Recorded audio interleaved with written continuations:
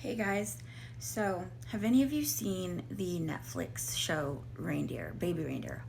Oh my god, I am just amazed at the craziness of his stalker, Martha, or Fiona, which is the real person who is now trying to sue and say everything's a lie when she really did all that stuff. It's so obvious. If you watch the Piers Morgan interview, she's like a super pathological liar.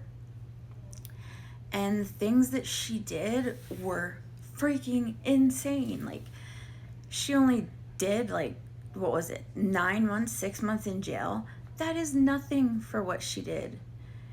She sexually assaulted this guy. She constantly harassed him, his family. She attacked his transgender girlfriend, told her she looked like a man, which is so wrong. Like, trans people are real people and they deserve respect, like, whether you agree with it or not. I'm on the spectrum of LGBT. I am very bisexual, more like pansexual, because I wouldn't say no to a beautiful trans woman. Me and my husband are polyamorous, and I've been looking for a girlfriend. So if I met somebody and we clicked and they told me they were trans, it wouldn't make a difference. It doesn't matter. See, I have this cool necklace that I was gifted by this company, Anti-Root. They're on TikTok, and they make necklaces for all types of people on the LGBT spectrum, and they have like rings and bracelets, but I already did a video to promote them. I just wanted to show you my necklace and show you and make sure you guys know that I am 100% like super cool about queerness, because I'm queer as fuck. And I'm a weirdo, as a lot of people can tell. But wow, that show was wild.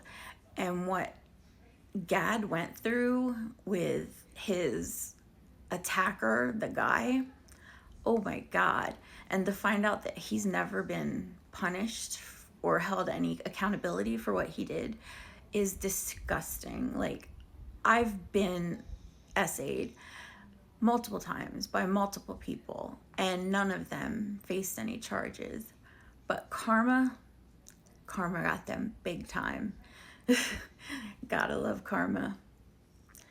Anyway, now I'm gonna talk about Gypsy Rose. I think people are being a little harsh on her. Yeah, I know, she's acting a little cuckoo, and I don't know how to explain it. Like, she lived her whole life under someone's thumb. From birth until she went to jail, all she had was her mother, who abused her and made her think that she was sick and did all these procedures, like a freaking feeding tube when you don't even need it.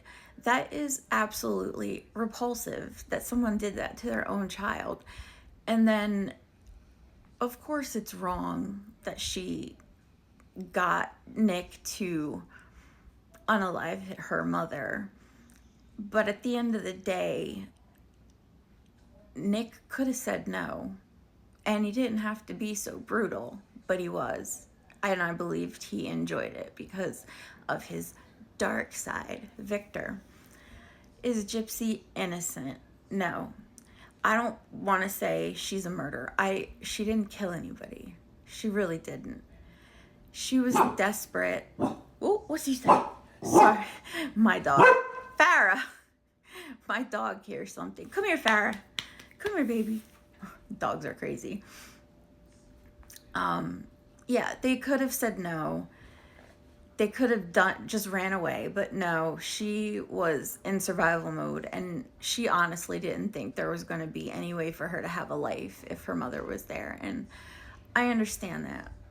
I grew up not with a mother with Munchausen, but I grew up with a mother who didn't want me, didn't love me, and didn't care. Her husband essayed me and physically and mentally abused me from like 8 years old until I ran away from home at 17. And since I was 17, I had to grow up on my own, and that was really hard. And I can't tell you that I didn't have thoughts and fantasies of, you know, taking care of the problem with my stepfather, if you know what I'm saying. But I choose not to, because I could never, no matter how much somebody hurt me, I could never, ever take anyone's life. Like, to me, that is just something you should not do, and I could not even fathom doing something like that. But let Gypsy live her life. She went through so much. She needs time to grow outside of the world and find herself and know herself, because she's been stifled and under control between her mother and jail for 32, I think she's 32. So for 32 years, she had no access to the outside world except for when she was on the internet. But that's not really the same. So stop being so hard on Gypsy. No, is she perfect? But I believe that she genuinely is remorseful, and I stand with her. I really do. And as far as Ryan, I don't know. I get a bad vibe from Ryan. I didn't think he was good for her when I saw their interactions. So the divorce was to me already written in the cards. And if she believes Ken is her soulmate, good for her. I hope it works out, and I hope they stay together, because she needs love and support and normality. That's really what she needs, is normality. But anyway. Oh, and one more thing. Eugenia Cooney. I follow her for the sincere only reason because I am fascinated by her because of the psychology behind EDs. And you can't look at her and not know that she has an ED, and a severe one that is way out of control. And honestly, I cannot believe that she's still here. I don't want anything to happen to her, but if she continues this path, it's going to be inevitable. You know, if she needs a real friend, I know she wouldn't talk to me or give a shit about me, because I'm nobody. But I would be a really good friend to her and treat her with kindness and respect, even though she's doing this to herself.